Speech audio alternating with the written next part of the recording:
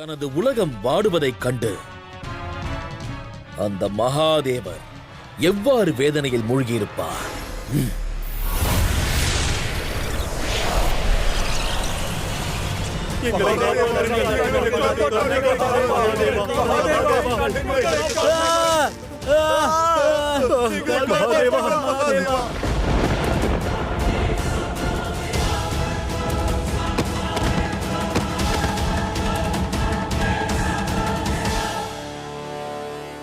மகாதேவா, மகாதேவா, மகாதேவா,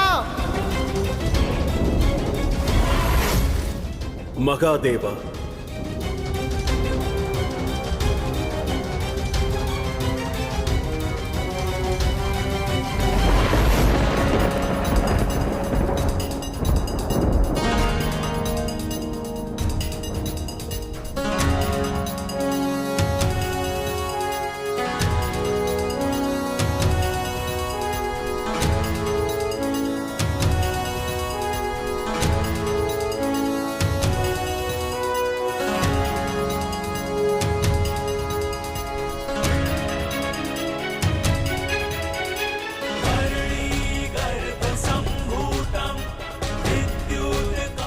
மகாதேவா, தங்களிடம் இருந்து யுத்த கலையை பயில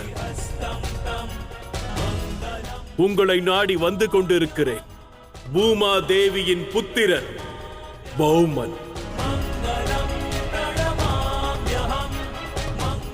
மகாதேவா, கேட்கிறதா? அனைத்தும் பக்தர்களின் வேதனை.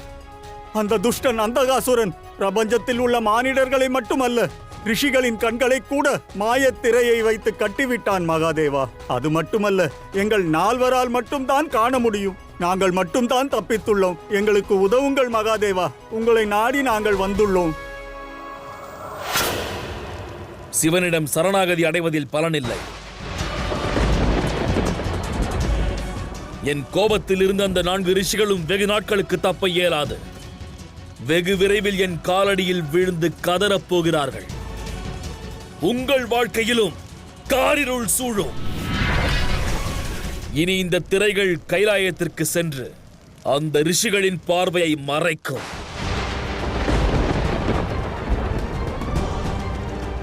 அந்தகாசுரா, சக்தியின் மமதையில், அகங்காரத்தின் விளிம்பில்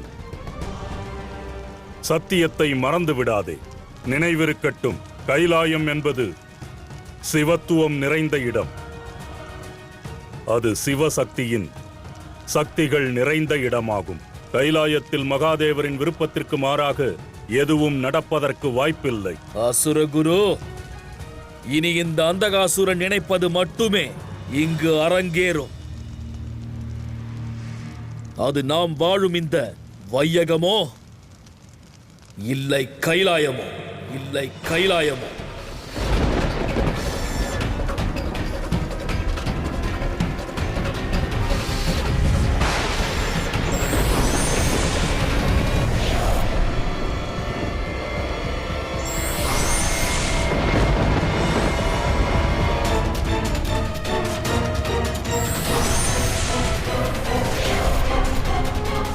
சிவனிடம் சரணாகதி அடைந்து விட்டீர்கள். இனி தங்களது அனைத்து கவலைகளும் விலகிவிடும். நிம்மதியாக கைலாயத்தில் இருங்கள்.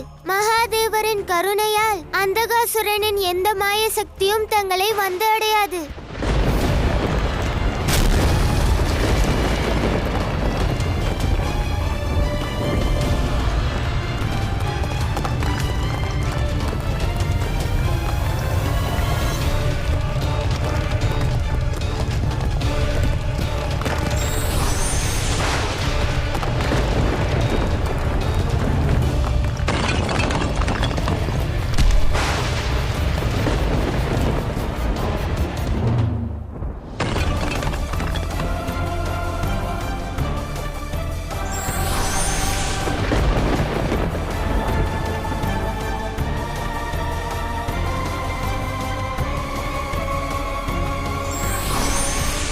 இது அந்தகாசுரனின் மாயத்திரை. எங்களை காப்பாற்றுங்கள் மகாதேவா. நாங்கள் பார்வையற்றவர்களாக விரும்பவில்லை.